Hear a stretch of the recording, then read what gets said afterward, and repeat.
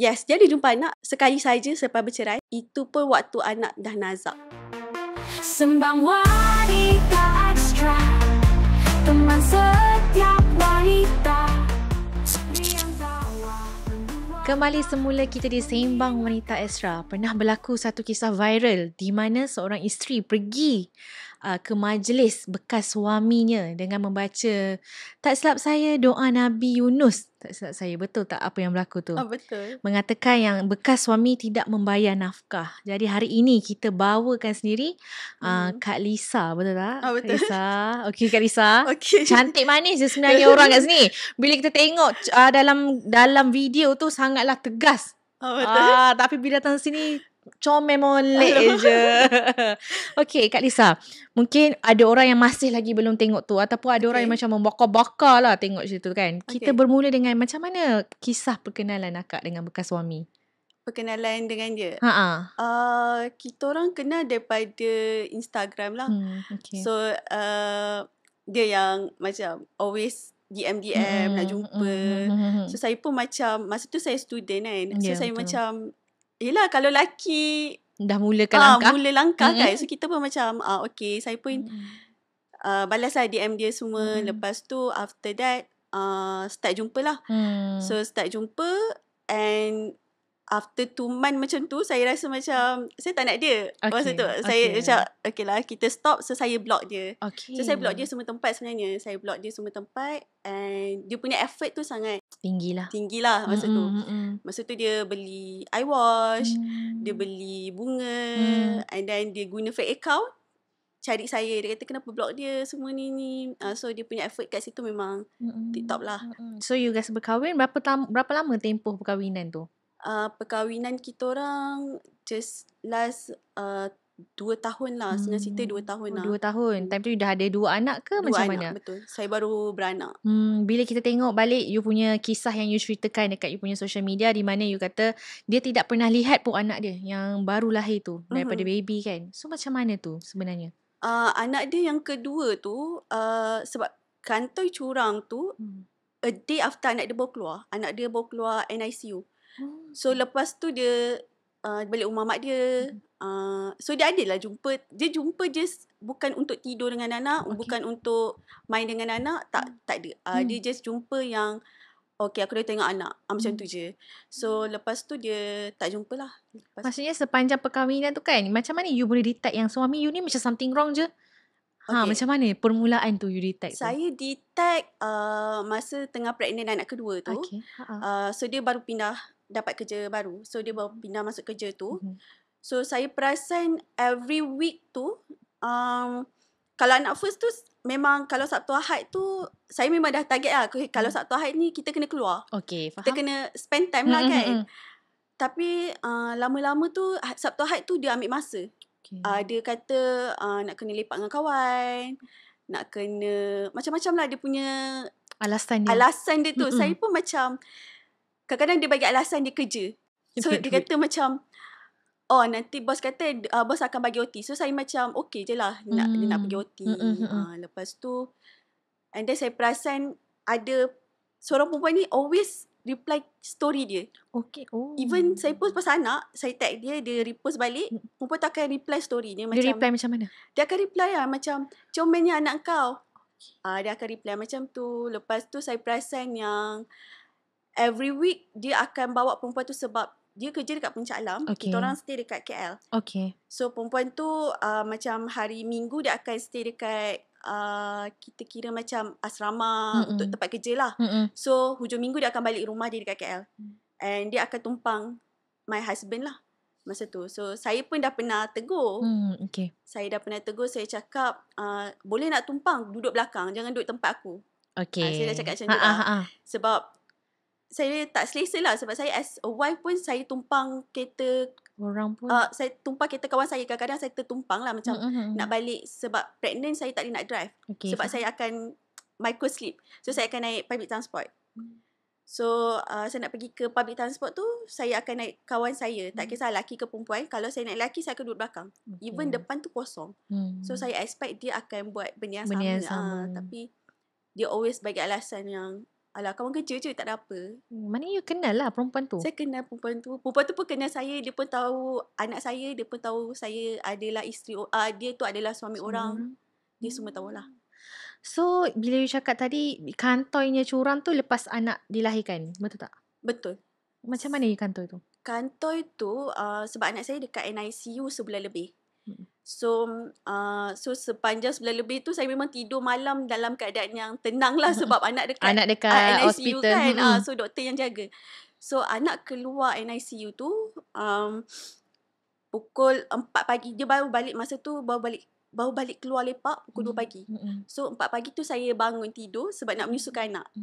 Anak saya masa tu 1 kilo lebih. 1.8 lah, baru betul-betul baru keluar hospital. So 1.8 kilo memang kecil. Okay. So biasa anak first ni saya menyusu sambil baring je. Okay. Memang benda tu bahaya, tapi saya ngantuk kan? Penat semua kan. So anak kedua ni saya tak nak menyusu sambil baring sebab dia terlampau kecil. Okay. So saya pun duduk.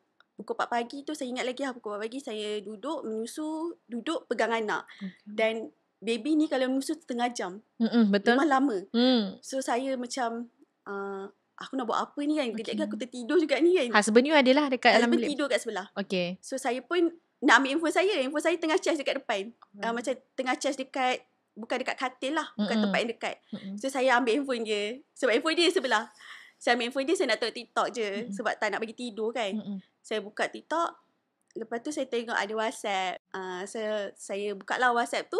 Nampak yang dia teks perempuan tu lah. Dia macam pujuk perempuan tu. Dia kata, sayang janganlah block I. Janganlah merajuk. Semua macam tu. So saya terus macam, perasaan you time tu, oh my god. Dengan nak menyusu anak. Saya tengah menyusu anak masa tu. Saya terus tak nangis, tak apa. Saya macam, apa ni? Saya macam tu kan. Saya tak scroll sampai atas lagi, saya dah tahulah siapa. Macam mana you confront dengan you punya bekas suami? Saya confront terus lepas tu. Saya buat video sebab nak screenshot satu-satu susah. Betul. So saya buat video, saya buat macam ni terus. Lepas tu saya terus kejut dia. Dalam pukul 5-6 pagi macam tu saya kejut dia, saya cakap, bangun. Lepas tu dia macam, kenapa kan? Dia nak kerja lah esok tu kan. Lepas tu saya terus cakap lah, oh, kau tak ada nak cakap apa-apa ke? Lepas tu dia macam, nak cakap apa? Oh, kau curang dengan aku? Saya cakap lah macam tu. Saya memang geram tau. Masa tu dah memang tak ada perasaan yang sayang hormat ke. Dah macam kena panggil dia sayang ke. Suami hilang rasa hormat you lah basically. Yes. So saya macam, kau tak nak cakap apa-apa dengan aku? Lepas tu dia kata, cakap apa? Oh, kau curang dengan aku semua kan? Lepas tu dia macam, dia diam. Dia tengok. Taklah, I dah end dah semalam. Tu yang I pujuk dia. Sebab last conversation tu kan dia cakap jangan block saya semua kan. Lepas tu cakap, ini bukan end ni macam tu kan. Ya. Sebab sebelum tu adalah mesej yang diorang ada bersepakat untuk cerai. Ceraikan saya lah. So adalah saya baca. Tapi sebelum tu hubungan awak dengan tak ada apa-apa. Tak ada apa-apa. Saya pun tak tahu apa masalah dia. Sebab apa yang saya buat, saya beranak je lah. Macam tu. Bila you cakap baby you kecil, 1.68 kilo je ke? Berapa kilo? 1.8 kilo. Anak yang kedua tu keluar 1.3. So dia duduk kat hospital sudah lebih lah. Sampai 1.8 baru boleh bawa keluar. Pramatang lah basically kan anak you kan. Betul. So basically dia dah start curang tu ketika you melahirkan tu. Nak melahirkan tu lah. Dia curang daripada pregnant lagi. Daripada tengah pregnant. Sebab saya perasan masa anak saya 25 minggu. So masa saya memang ada complication lah. Kita panggil cervical incompetent. Rahim saya pendek. So baby saya memang, biasa kalau perempuan, ada orang memang lahir normal je lah macam biasa. So saya biasanya cukup 17 minggu saya kena jahit rahim. So rahim kita tak pernah jahit. So kalau kita pregnant pun tak ada orang jahit kan. Tapi sebab saya ada masalah tu, kita kena jahit rahim lah supaya baby tak keluar. Tapi masa 25 minggu tu darah start tumpah tau. So saya ada lagi video tu pun masih wujud lagi lah. Sebab ada je saya dekat TikTok saya yang saya pergi drive hospital seorang-seorang. So saya bagi tahu dia masa tu waktu tengah nak kerja kan. So saya bagi tahu dia, yang I tumpah darah ni, boleh tak you datang ambil? Lepas tu dia kata, oh tak boleh, I nak pergi kerja. So I macam okay tak apalah, I drive seorang pergi hospital. Lepas tu tengah hari tu ayah I datang. Ayah I memang sangat jiwa lelaki lah, memang sangat gentleman lah kan. Menjaga anak. Ayah I tunggu I daripada petang kan. Petang ke tengah hari macam tu, dia yang tolong jumpa doktor, doktor macam mana ni semua. Daripada petang sampai pukul 12 malam, ayah I yang tunggu kat luar hospital. Sampailah 12 malam baru ex-husband I datang untuk tanda tangan I kena buat pembedahan je. Sebab I kena jahit rahim I. I nak tanda tangan. Tapi I macam doktor kata tak apa, kita tunggu husband. So 12 malam, sebab itulah 12 malam. Dan pada ketika itu 29 saya ingat lah. Masa tu birthday saya. So 12 malam tu doktor baca IC, dia kata hari ni birthday awak. Dia tu kan, lagi berapa minit je ni. Happy birthday. I ingat sampai sekarang lah benda tu. So dia tanda tangan and then I masuk bedah lah. Tanpa rasa bersalah lah dia datang muka dia. Bersalah. So saya kena apa yang pakai? Bius saya belakang. Separuh badan epidural. Untuk jahit. Epidural. So dia jahit half. Lepas tu saya kena bedridden lah. Sampai sepatutnya cervical seclush tu, bila dah buat cervical seclush tu, dia akan buka balik jahitan tu pada 34 ke 36 minggu. Untuk baby, dia akan buka balik jahitan tu supaya baby boleh keluar laluan yang betul. Tapi tak sampai 30 minggu, saya terberanak jugalah. So time you beranak dia ada? Dia tak ada. Saya beranak masa saya time beranak tu dia tak ada kat hospital. Saya seorang-seorang dan saya pegang tangan doktor tau. Sebab kita sakit kan. So saya doktor, sebab masa tu 30 minggu saya memang jenis yang sakit contraction tu sekejap. So anak first saya sakit contraction sejam. So anak kedua ni lama sikit lah, dalam dekat 2 jam. So saya dah sakit gila-gila baru saya panggil doktor. Saya cakap doktor saya sakit. Doktor check dah 5 cm. So doktor terus gelabah lah nak, sebab saya tak buka lagi jahitan bawah tu. Rahim saya tu tak terbuka lagi. Tak terbuka. So saya nak kena masuk Dewan OT untuk buka dulu jahitan tu, baru saya boleh terang beranak. Tapi saya terang jugalah dekat dalam lift waktu nak tolak ke labor room. Baby keluar kat mana kalau macam tu? Baby tak keluar dekat laluan dia. Saya tak tahu dia keluar kat mana. Tapi doktor kata jahitan yang dekat rahim tu masih terintaj lagi lah. So sebab itu lepas saya beranak, kira macam beranak 2 kali tau. So lepas saya beranak, saya kena kangkang lagi sekali untuk doktor jahit rahim dekat dalam and buang segala pendarahan dalaman lah. Saya masa tu memang dah macam ni 50-50. Saya memang dah, doktor kata jangan tidur kan. So sakit lah. Dia macam, kita kalau sakit beranak ni kita sakit contraction tau. Sakit contraction yang, contraction tu kita tak boleh agak sakit dia macam mana. Tapi sakit, memang sakit gila, tapi dia bukan sakit yang pedih. Faham. Tapi sakit yang lepas beranak ni, lepas kita nak jahit rahim ni, dia sakit yang pedih. Dia sakit pedih tu, kita tahulah sakit pedih. Milu dengar. Kalau kita jatuh basikal luka, pedih dia lama tau. So pedih yang macam tu lah yang sakit lah. Time tu sepatutnya bila perempuan beranak, kita paling nak sekali suami kita ada dengan kita kan. Tapi suami you tak ada dengan you. Macam mana perasaan you time tu? Masa tu saya tak rasa apa-apa. Saya rasa macam tak apalah sebab dua-dua anak perempuan. So macam tak apalah kot.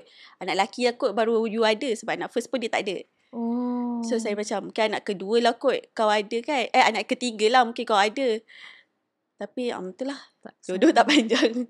Lisa, tadi Lisa ada cakap yang anak Lisa ada jantung berlubang kan Lisa. Boleh tak Lisa ceritakan sebenarnya apa yang berlaku bila Mimi tahu anak Lisa lahir pramatang. Kemudian apa yang terjadi? So sebab baby pramatang ni memang ada high risk lah. High risk yang ada organ-organ yang tak sempurna. Okay, so dia ada masalah jantung berlubang lah. So adalah kita orang follow up few months dan dia kena refer to sedang sebenarnya. So based on tadi yang ada dia ada claim lah dia ada jumpa anak. So dia ada tunjuk gambar, dia takat gambar anak dekat dalam hospital. Yes, dia ada jumpa anak sekali saja selepas bercerai. Itu pun waktu anak dah nazak. Apa yang berlaku tu Lisa? anak Nazak masa tu saya ingat sampai sekarang, anak dia masa tu dia dah, sebab anak dia kena pneumonia. So anak dia ada masalah jantung. So bila baby ada pneumonia ni pun dah boleh meninggal, lagi kan yang ada masalah jantung lagi teruk. So saya ingat lagi masa tu anak dia kena ke zon merah lah sebab dia dah 50-50. So ketika itu saya call dia. Dia tak jawab. Saya terus duduk, saya terbaring. Dekat hospital saya terbaring, melak-lalak sampai ada guard datang. Tak boleh lari kat sini. Tapi doktor HK tu saya rasa macam bersyukur sangat. Saya berterima kasih lah dekat doktor tu. Dia cakap macam ni, tak payah kacau dia, biar je nangis kat sini sorang-sorang, biar je. Sebab dia tahu saya penat. So saya macam, tak apalah, saya tutup. Lepas tu saya try call dia balik. Tak jawab. Lepas tu dia call guna phone mak saya. Kau nak apa? Saya cakap lah, anak kau nak azab ni kan. Tolonglah kan. Lepas tu dia jawab macam ni je. Macam mana kau jaga anak? Asyik sakit je kan. Saya macam, kenapa kau cakap macam tu kat aku? Lepas tu dia kata, tengoklah nanti aku datang. So dia adalah datang. Dia datang tak gambar.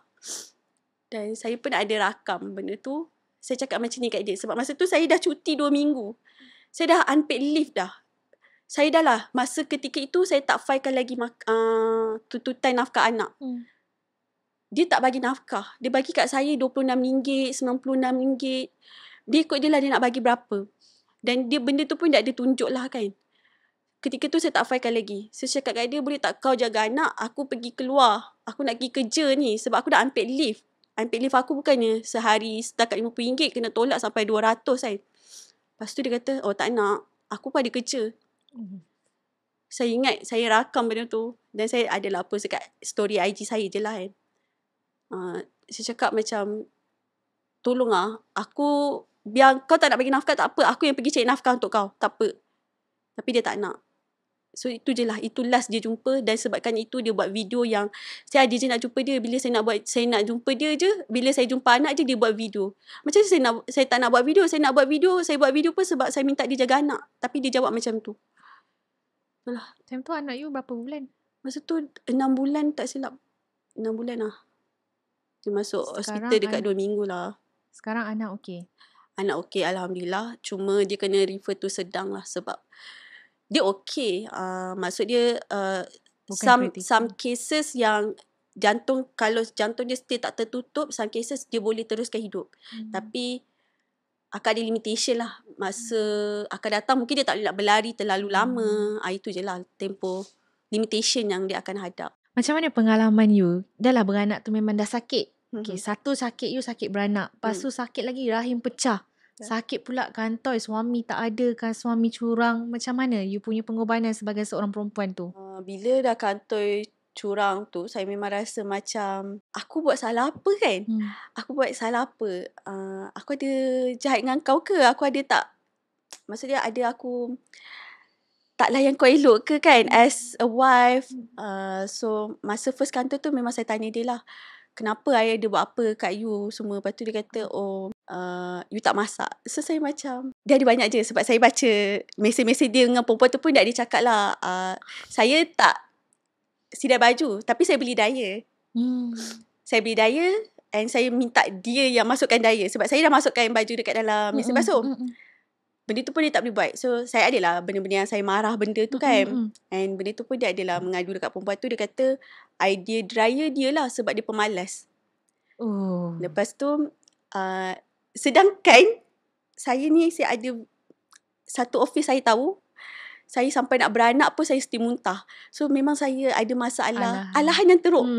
So dia kata tak masak. Lepas tu dia kata tak nak ironkan baju untuk dia. Ingat isteri ni bibi. So saya macam, ya ke? Sebab saya ingatkan macam dia akan faham sebab saya kerja kan. Saya macam, ya ke? Tak apalah, nanti hari-hari I buat. So memang lepas kantor tu saya buat lagi. Hari-hari tu saya still buat. Saya bangun pagi, saya masakkan, malam tu saya ironkan baju supaya dia macam fikir mungkin balik. Dia akan fikir balik lah. Maknanya you masih ada berjuang lagi lah saya untuk you punya lagi lah relationship betul. You. Tapi tak ada apa-apa yang berlaku. Tak ada.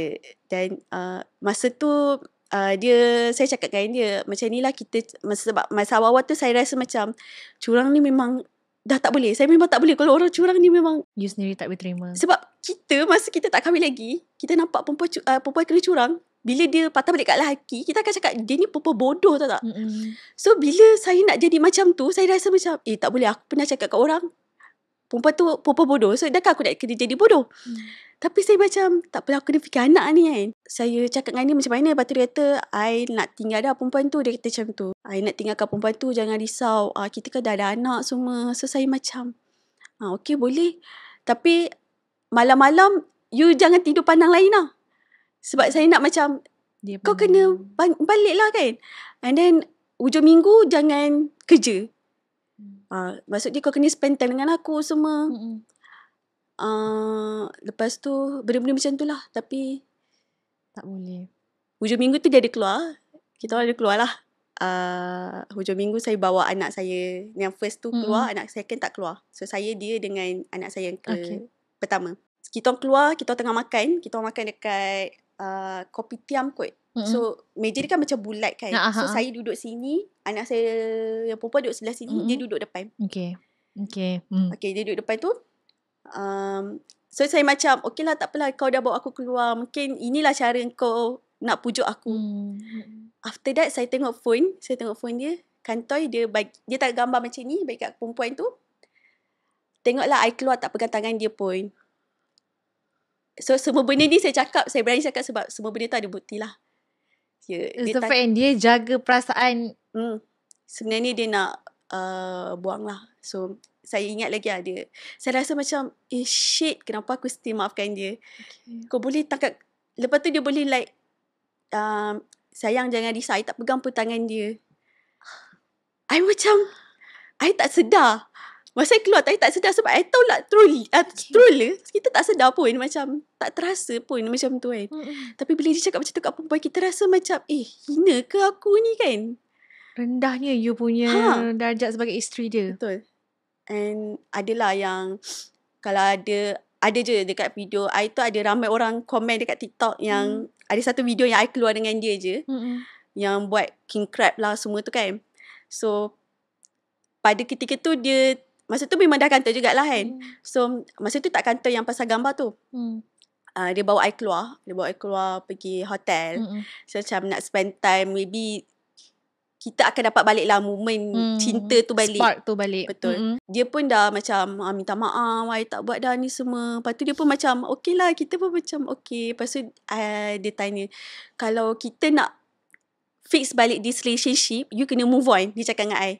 So I pun macam boleh je nak move on kan, tapi you kena tunjuk lah. Lepas tu dia kata tak, you tak move on sebab you simpan lagi video-video gambar-gambar yang curang tu. Macam mana ni move on? You boleh tengok balik benda tu banyak kali. So saya pun macam tak apalah, nanti kalau you buat, kalau contoh kita nak cerai, I boleh tunjuk lah benda tu. Lepas tu dia tak boleh macam tu kan. Kita kan nak fix. Kalau kita nak fix, you kena buang lah benda tu supaya you move on. Kaki pusing. Saya buang. Yang saya jadi bodoh tu, saya pergi buang depan dia. Saya set buat, tengok ni I dah buat permanently delete. Saya cakap macam tu. Lepas tu esok tu saya buka balik phone dia. Lagi sekali saya buka, dia tukarlah password macam mana pun saya tahulah. Okay. So yang bodohnya dia tak guna WhatsApp pula masa ni. Dia guna IM. Dia guna IM tapi dia delete.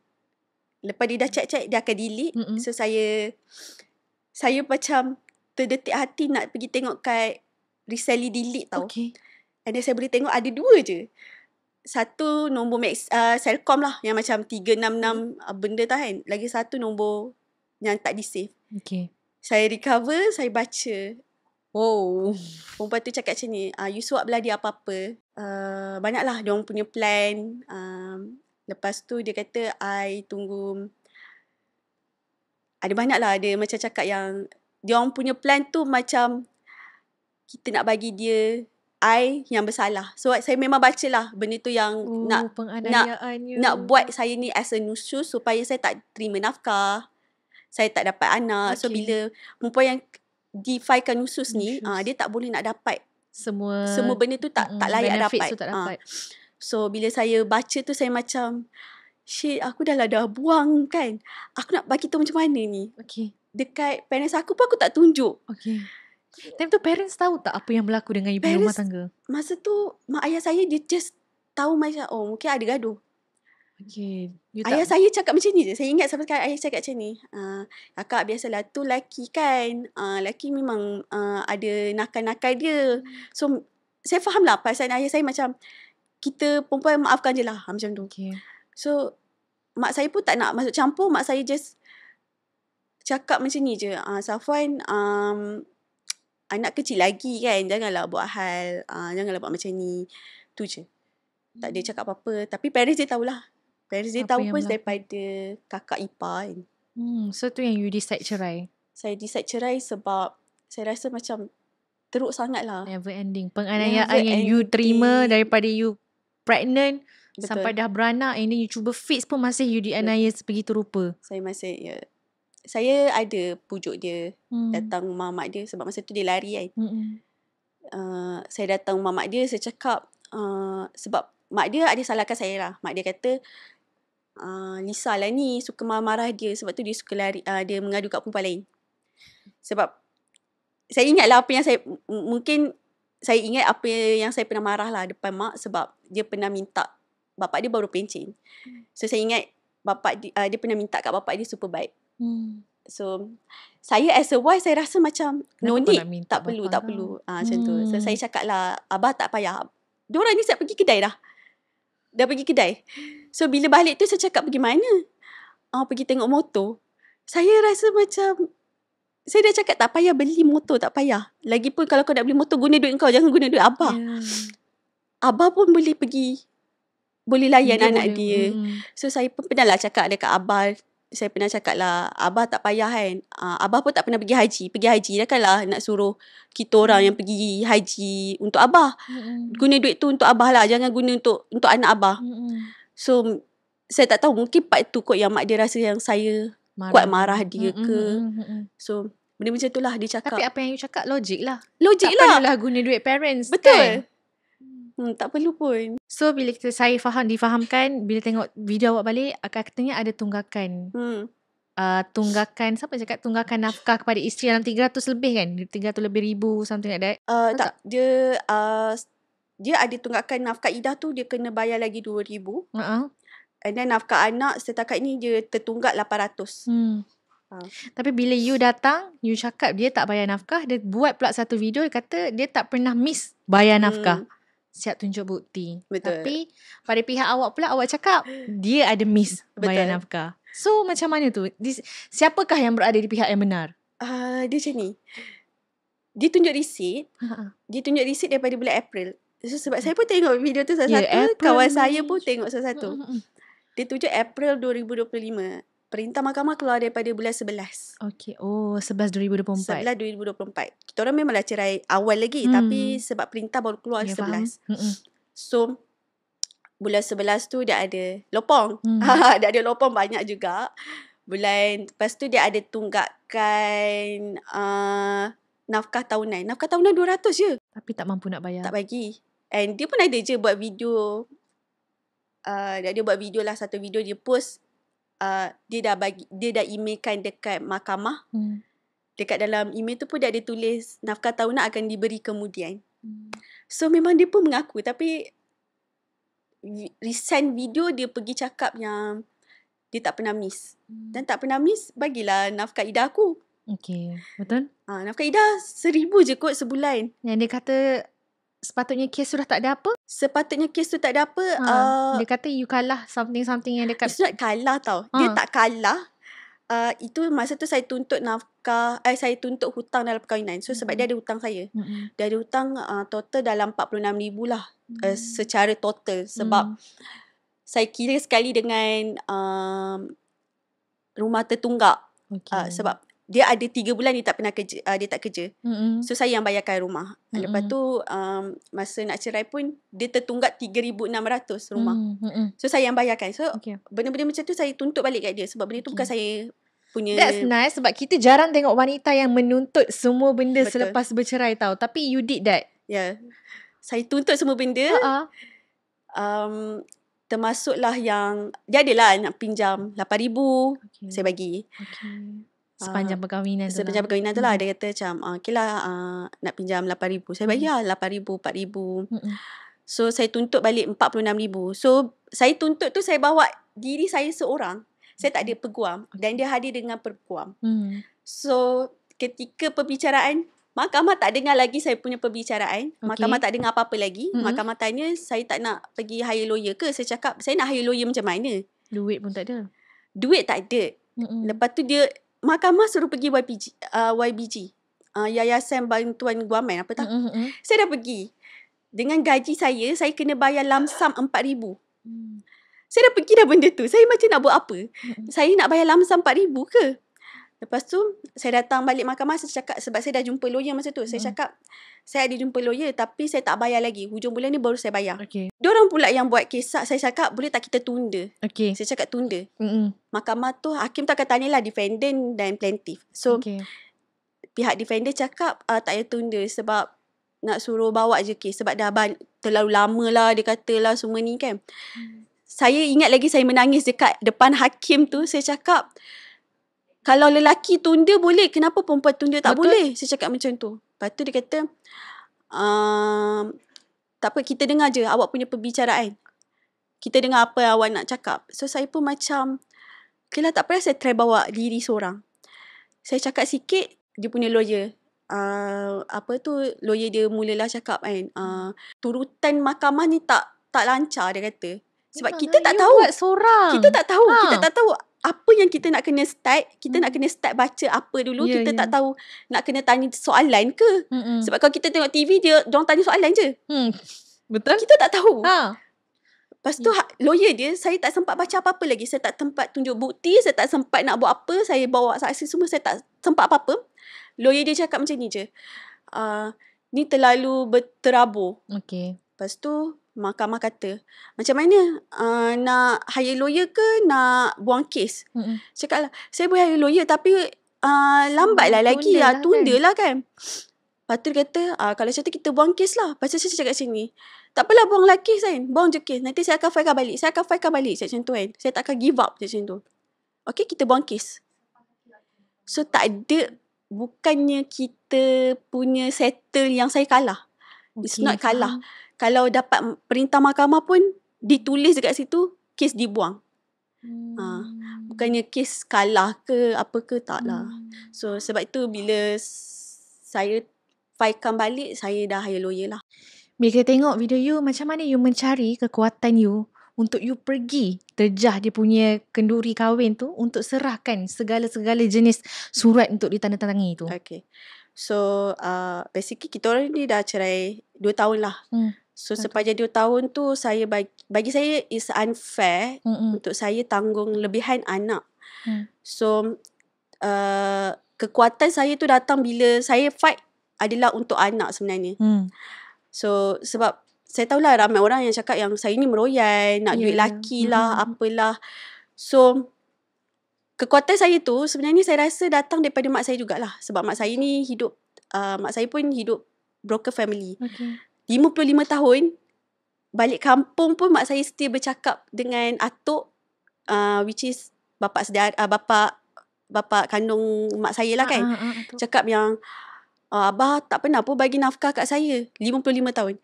Jadi anak dah berjaya macam mana pun, benda tu takkan lupa. Dia takkan lupa. Jadi bagi saya macam, it's okay lah kau nak cakap aku meroyan ke, kau nak cakap aku gila ke, it's okay, janji aku seorang je yang gila. Aku seorang je yang kena jumpa psychiatrist, bukan anak-anak aku.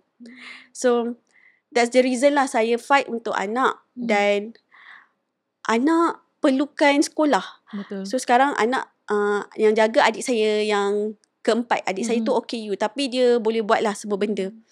So saya nak hantar dia sekolah, saya nak hantar dia pergi taska, saya nak hantar dia macam-macam saya nak buat sebenarnya. Tapi kalau dapat setakat nafkah RM450 seorang, saya nak buat apa? Sekolah bayar pun RM600. Yuran pun tak lepas. Saya tak boleh nak buat apa. Dah kan lah. Yang setakat RM450 tu pun, saya dah kena top up. Anak dah banyak dah. Banyak dah saya top up. Tapi bila dia dah buat macam ni, saya tak boleh nak buat apa. Saya tak, susah nak hantar sekolah. kalau saya nak hantar tadi kat Kemal pun tak boleh. Jadi sebab tu saya punya kekuatan tu is, ini anak kau, bukannya anak aku seorang. Ini DNA kau juga ni. Aku beranak susah-susah untuk kau. Okay, dan macam-macam komplikasi betul. you kena hadap. Kau yang kena bertanggungjawab, bukan aku yang curang. Itulah, saya pun pernah cakap dengan dia lah. Masa tak cerai lagi, saya pernah cakap lah. Sebab masa tu mungkin saya tengah baru lepas beranak kan, kita macam penat. Wire lagi. Betul. Saya cakap kat dia, kau kalau curang, kalau kau ceraikan aku nak kau jaga anak. Saya cakap macam tu kan. Aku tak nak jaga anak, aku nak hidup bujang. Saya cakap macam tu. Dah kan kau seorang je hidup bujang. Tapi tak. Dia yang keluar. Bila saya pergi rumah mak dia halau. So benda tu semua adalah video. Bukan satu video lah. Yang saya tunjuk satu video je kan. Ada banyak je video. Lisa, bila you pergi tu, macam mana keadaan you time tu? Bila pergi jumpa dia dengan you bawa anaknya lagi. Bila kita dengar suara you pun menggeletar kan time tu. Macam mana perasaan you time tu? Kalau you boleh recall balik. Saya masa tu tahap yang saya nak menangis lah. Saya nak menangis tapi saya macam menahan tau. Saya menahan. Kenapa aku nak nangis kan? Saya rasa macam, lagi satu saya rasa macam kenapa kau cepatkan majlis? Sebab masa ketika tu saya tengah kerja. Saya OT. Okay. Saya OT sepatutnya diorang semua macam, saya tak kenapa awal detikkan jugalah. Saya OT 8 jam. Okay. Satu office saya semua OT 12 jam. Diorang saya macam, Lisa aku OT je lah 12 jam.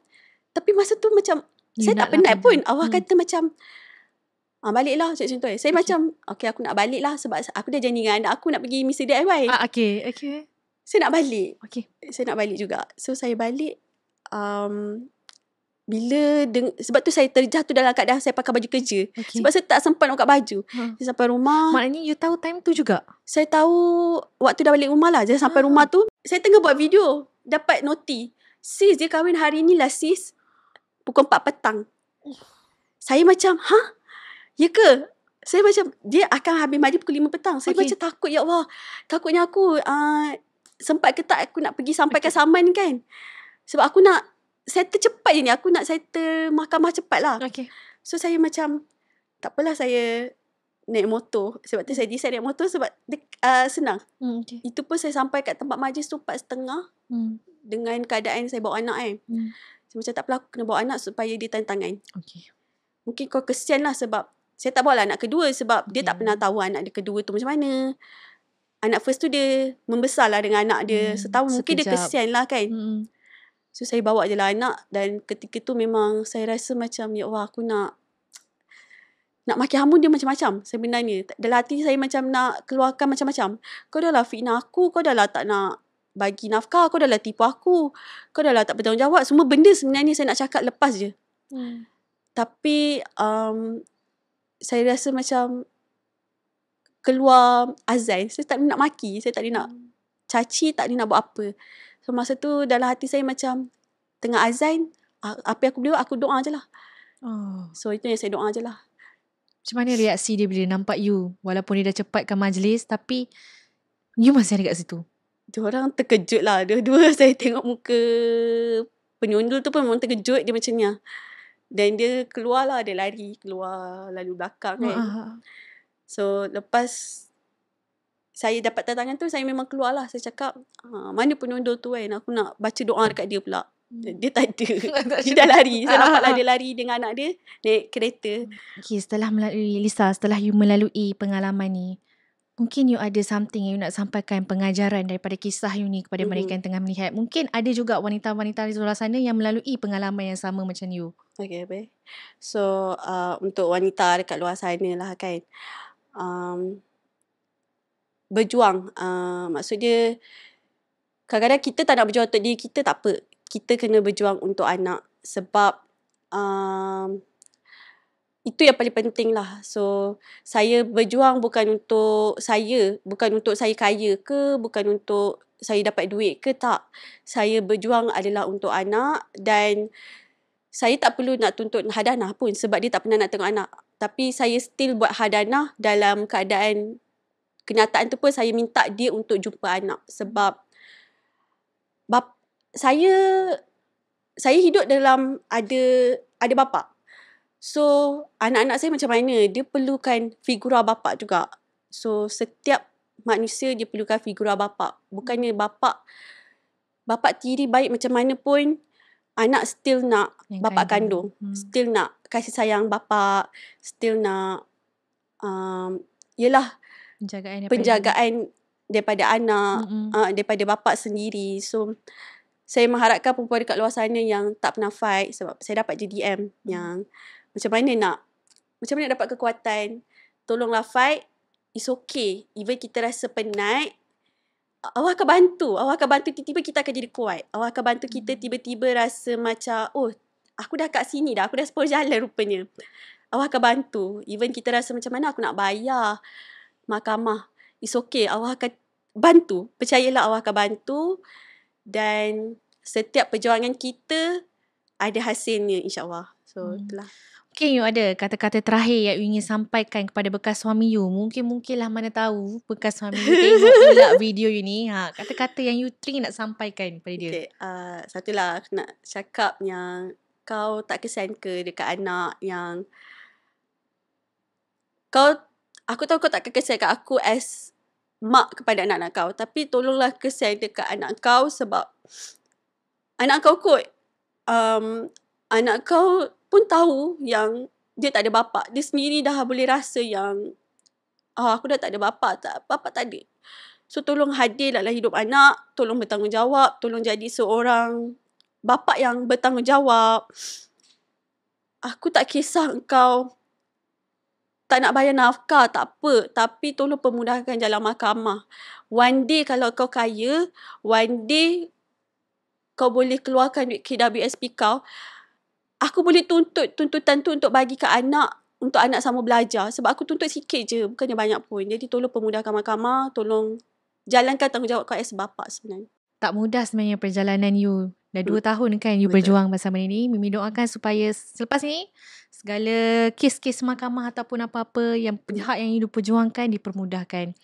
Kita nak ucapkan terima kasih sebenarnya Kak Lisa sebab sanggup meluangkan masa ceritakan pengalaman you walaupun tak mudah. Kita appreciate sangat.